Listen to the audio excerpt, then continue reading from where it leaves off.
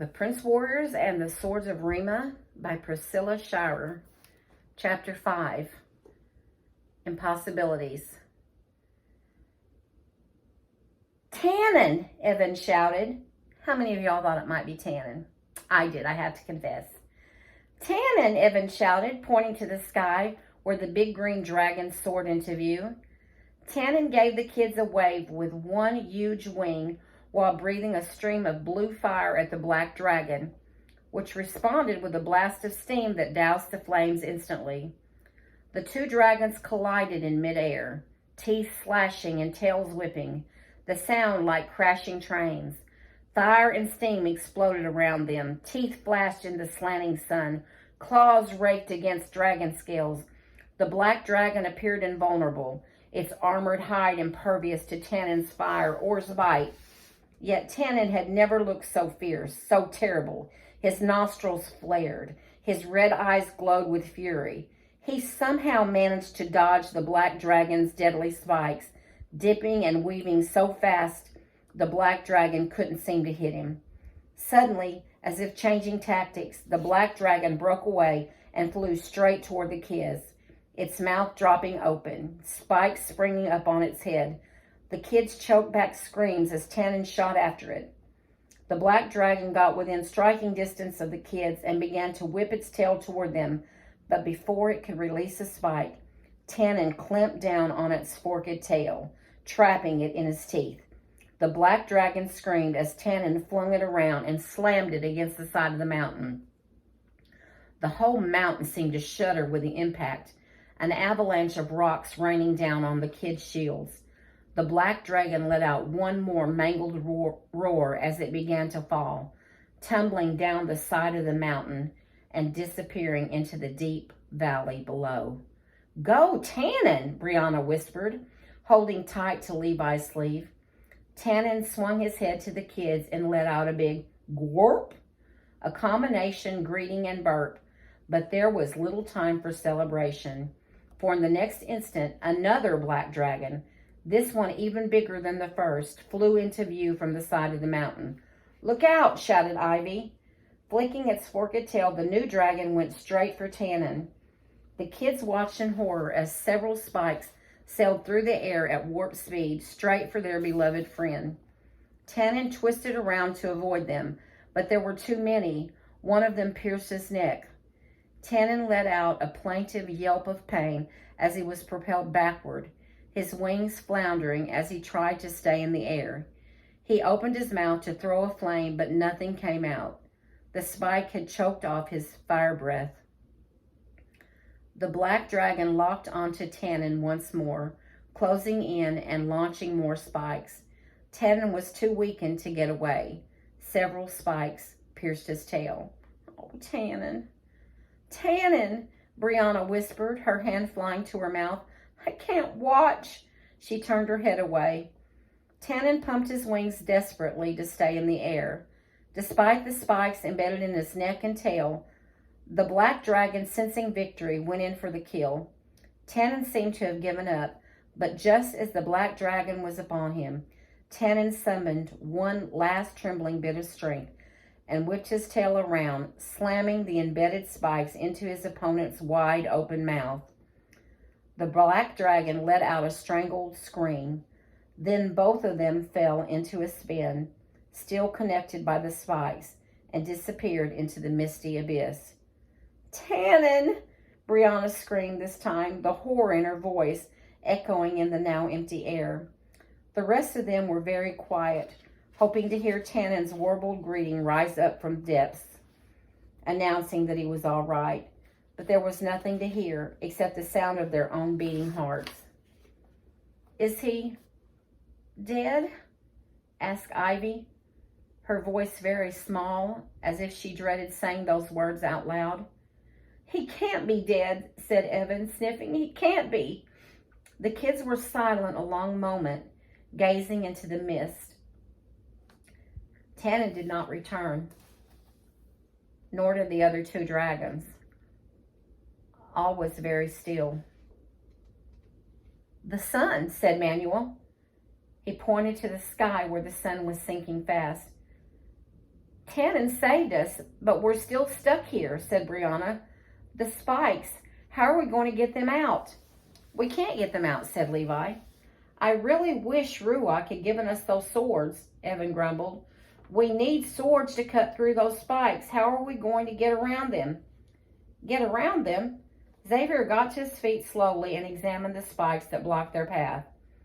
They were densely packed and stuck out well over the ledge. You have everything you need. Okay, he thought to himself. The black dragons are gone for now, at least. If he and the others couldn't cut through the spikes or pull them out, they had only one option that he could see. They had to get around them, or we'll need to climb through them, he said finally. No way, said Evan. You can't climb through those things. I know it doesn't look possible, said Xavier. But we've been in these situations before. What may look impossible isn't always. It'll take too long, said Manuel. We'll never make it in time. Look, the breath is already going away. They all looked up to see that the cascades of mist had receded slightly. The day is almost over. The breath will be gone by the time we get there. We have to try, said Levi. It's the only thing we can do. Xavier nodded to Levi and then turned to face the spikes. They had to get through them. They had to get to the top of the mountain. That meant there had to be a way. Xavier noticed that the first few spikes were high enough from the ledge that he could crawl under them. So he did. But then he encountered several spikes much closer together. Somehow he'd have to squeeze between them. He sucked in a breath and felt his belt tighten around his middle. The belt holds everything together. That's what Ruach had told them when they first put it on. The belt had gotten them through river rapids and a waterfall. It would get them through this jumble of spikes too. He stuck his head between two of the spikes and wriggled his shoulders back and forth, pushing one through and then the other.